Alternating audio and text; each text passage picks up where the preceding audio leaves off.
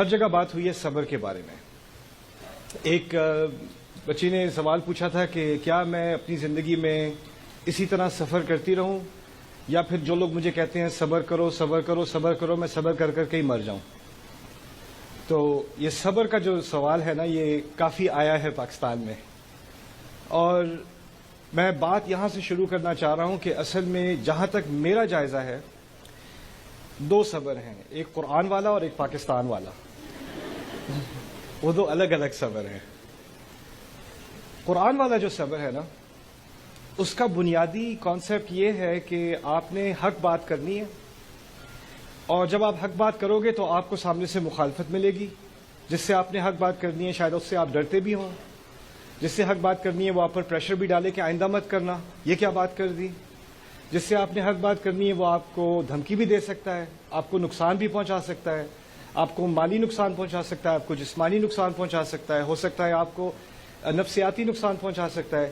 لیکن اس کے باوجود آپ نے صبر کرنا ہے اور حق کی بات کرتے رہنا ہے. جتنی بھی مشکل ہوتی چلی جائے حق کی بات نہیں چھوڑنی. اسی بنیادی کانسیپٹ کو اللہ تعالیٰ نے اور جگہ پھر تفصیلاً, اتنے سارے مائک مجھے تو اپنی شکل بھی نہیں مل رہی. Thank you. اوکے, تو اسی کانسیپٹ کو اور جگہ پر اللہ تعالیٰ نے کہا ہے کہ انصاف کے لیے کھڑے ہو جاؤ, اور جب کھڑے ہو جاؤ تو کوئی بھی سامنے ہو اس کے خلاف کھڑے ہو جاؤ, اس کی فکر نہ کرنا کون کھڑا ہے سامنے. وَلَوْ عَلَىٰ أَنفُسِكُمْ أَوِ الْوَالِدَيْنِ وَالْأَقْرَبِينَ إِنْ يَكُنْ غَنِيًّا أَوْ فَقِيرًا فَاللَّهُ أَوْلَىٰ بِهِمَا. اگر اپنے خلاف بھی کھڑا ہونا ہو تو کھڑے ہو جاؤ, دونوں والدین کے خلاف بھی کھڑا ہونا ہو تو کھڑے ہو جاؤ, سب رشتہ داروں کے قریب رشتوں کے خلاف بھی کھڑا ہونا ہو تو کھڑے ہو جاؤ, امیر کے خلاف غریب کے خلاف. اللہ کی پہلی پرائیورٹی اللہ تعالیٰ کی ہے, اللہ کی خاطر کھڑے ہو جاؤ. اور یہ کھڑا ہونا آسان کام نہیں ہے, اس کے لیے بڑی آپ کو سٹیمنا چاہیے ہوتا ہے. اس سٹیمنا کا نام, اس کے ناموں میں سے ایک بڑا نام قرآن میں صبر ہے. لیکن پاکستان والا صبر ذرا مختلف ہے. پاکستان والے صبر میں ہے غلط بات ہو رہی ہے, آپ اس کو خاموشی سے برداشت کر رہے ہو, پھر آپ کسی سے جا کے کہتے ہو کہ یہ غلط بات ہو رہی ہے میں کیا کروں. بیٹا صبر کرو, یعنی حق کی بات مت کرو, خاموشی میں صبر کرو.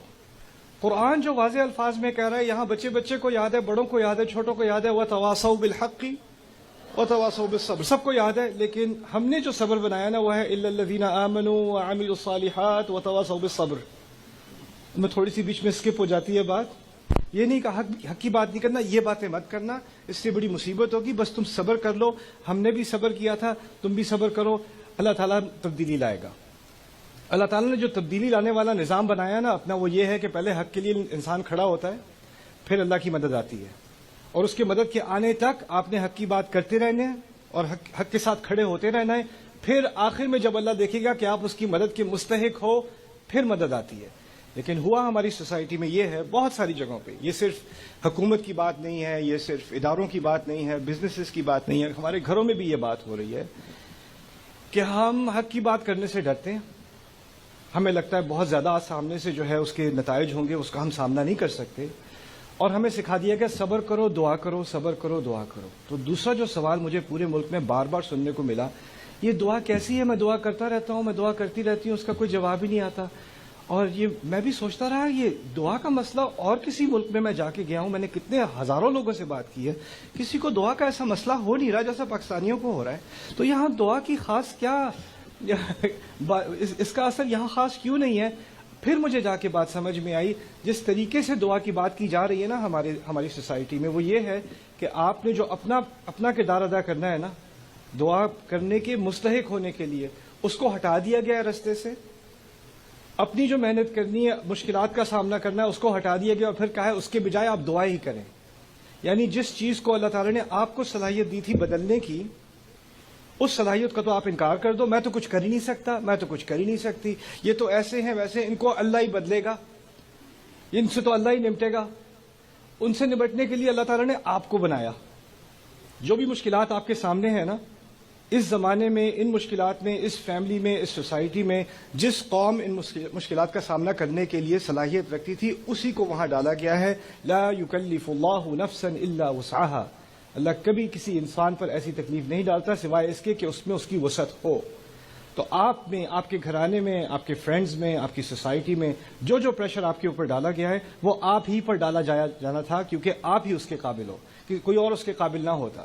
اگر میرے اوپر وہ پریشر ہوتا تو میں اس کے قابل ہی نہ ہوتا۔ اللہ نے آپ کو چنا اس کے لیے۔ تو یہ اپنے بارے میں کہہ دینا نہیں نہیں میں تو کچھ کر نہیں سکتا، بس دعا ہی کر سکتے ہیں اب، اور صبر ہی کر سکتے ہیں، پھر آپ کو دعا اور صبر کا کرائسس ہو جائے گا، اور آپ پھر پوچھنا شروع کر دو کہ یہ پتہ نہیں میری دعائیں اللہ تعالیٰ سنتا کیوں نہیں ہے، وہ مجھ سے کیوں اتنا ناراض ہے۔ یہ ناراضگی کی بات نہیں ہے، یہ آپ کی غلط فہمی کی بات ہے۔